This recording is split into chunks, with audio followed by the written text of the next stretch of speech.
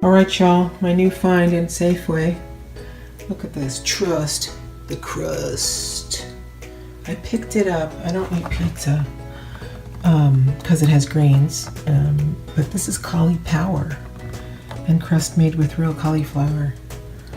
So I thought, what the hell, let's try it. That's what the back looks like right here. Why she did it, mom, son. It cost like $8. One-handed, people. But it cost $8. So with $8, and if I bought 2 heads of cauliflower, I could make 4 pizzas. So here's my hand. So this is the pizza. So here's the pizza.